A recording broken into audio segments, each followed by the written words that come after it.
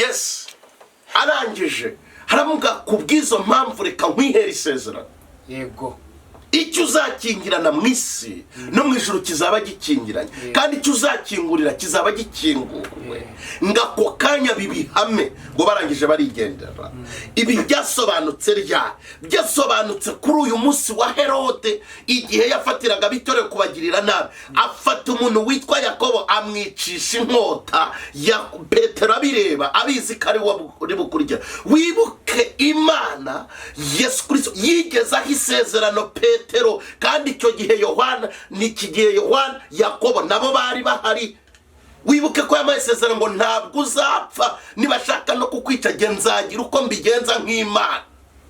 bivuze iki Imana ishobora kugusezeranya ibintu muri uyu mwaka ikazabisohoza umwaka utaha Imana ishobora kugusezeranya uyu munsi ikabisohoza ejo kuko Bibiliya yaranambwiye ngo ntabwo ariko bizahora ku bantu bategereje Imana ngo kereka abantu basohoka mu masezerano ari nta mpamvu nibo bazakorwa n'isoni ari nta mpamvu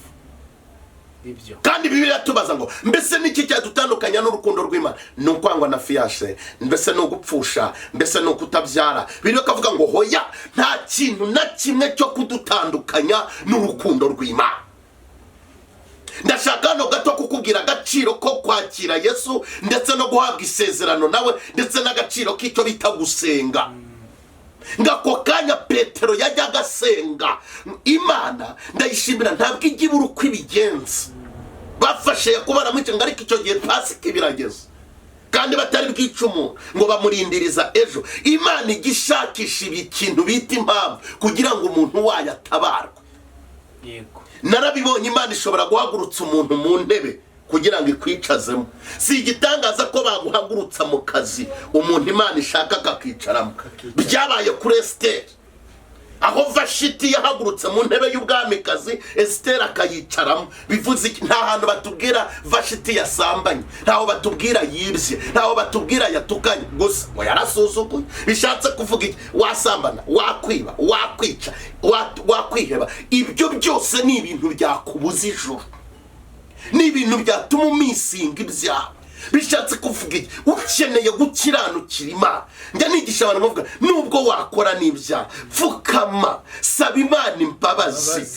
shakisha Imana irababarira niba abana b'abantu bashobora kubabarira bagenzi babo utekereza ko Imana ari itababarira saba Imana imbabazi Imana irababarira twabonye Imana ibabarira abasambanyi irababarira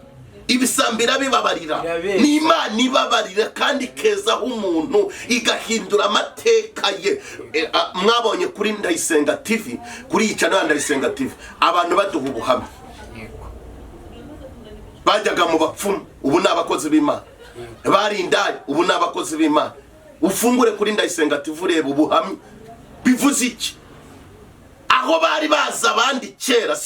siho babazubaka kandi byashoboka mu bintu nabonye Imana reka nkubwira akakantu Imana igigaragaza icyo turi cyo ariko igahisha icyo tuzaba cyo kandi igifite agaciro si icyo turi cyo igifite agaciro nicyo tuzaba cyo Imana ishobora kukugaragaza ukenye ikubitsemo umukire w'ejo hazaza Imana ishobora kukugaragaza muri aka kanya uciriritse ariko ibizi ko ikubitsemo umuntu ukomeye Imana ishobora kukugaragaza uyu munsi bidashoboka ariko ikubitsemo kuzashobora ndetse ukagira n'ibyo ufasha abantu yego Bibiliya tubwiye ngo Herode abaye ari mu musohora iryo joro ariko nsomye ijambo rikomeye ngo ariko ngabitorero bagira umwete wo gusabira Petero kuma reka nkubwire ukeneye gutunga groupe y'abanyamasengesho bashobora kuba ari abo mu rugo iwawe ushobora kuba ari umudamu n'umwana wawe ushobora kuba ari yo ku rusengero ushobora kuba ari yo muhurira mu butayu ariko ntukabeho udafite groupe y'abantu musenga uri we wese ukeneye kugira abantu bagusengera ukeneye kugira abantu bagufasha reka nkubwire abantu batatu ukwiye gutunga mu buzima ukwiye gutunga umuntu ukurusha ubushobozi yego kurusha ubushobozi reka mere kuri uyu muntu ukwiye gutunga umuntu wowe ubwawe urusha ubushobozi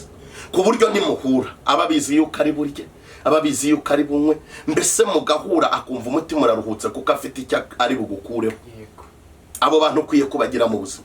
ukwiye no kugira abantu munganya ubushobozi haba mu by'ubwenge haba mu by'umubiri mukaba muri kuri revime. Ukwiye no gutunga umuntu ukurusha haba mu by'ubwenge ndetse no mu by'ubushobozi. Hamwe uzakenera ibihumbi 100 kandi utabifite, ariko nkaba ngufite nkawe ubifite ukabima, kuko turi inshuti. Ibyo ufite ntabwo wakwemera ko nkorwa n'isoni. Ukeneye kugira abo bantu batatu, abantu bakuboneraho umugisha, abantu muhurira ku mugisha, n'abantu baguhesha umugisha. Yego. Ibyo mu buzima. Niba nta muntu uragaburira, niba nta muntu urambika, niba nta muntu urakuruhukiramo, nibura ngo yicarane nawe yumva araruhutse, yumve yongeye kwakira ubuzima, uracyafite ikibazo. yego. Ukeneye kugira abantu bakwifuza, bakavuga ati yaba nari impuye. Bruce ni mari ikintu njya nkunda, ni ukubona umuntu aza yanyumvise mbwiriza kuri radio, yambonye kuri televiziyo cyangwa akambana kuri aya macana ya YouTube, akavuga ngo pastor cyagiye warabwirije numva nifuje kubonana nawe, nicyo gituma nje kukugezaho icyifuzo cyane. Ahubwo bahe nimero yawe, baba n'uwagukenera yaguhamagara. 078 96 25 460. 078 96 25 460.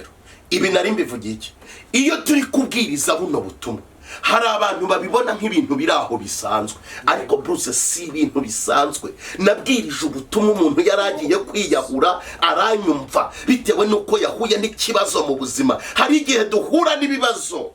byarangiza bikaturusha imbaraga. Je Pastor John byambayeho, nagize ubukene, ntirirwa mpeka umwana, mama we yapfuye, mfite ibigeragezo, ngera ku rwego rwo kujya kwiyahura. Ntabwo ubundi buhamya ahubwo nzabubaha, ugomba kubuduha hano kuri The Chosen TV. Njya kwiyahura, ngeze naho niyahurira, sinzabyibagirwa ngo ngere kuri Nyabarongo mbona akantu k'agacupa k'amazi kari kwiberangura gutya mu mazi, numva umutima urambwira ati nawe ugiye kugwamo wiberangure nka kuri. Nahise mbireka ndataha. Ariko nari mfite Bishop akajya mbwira, John humura.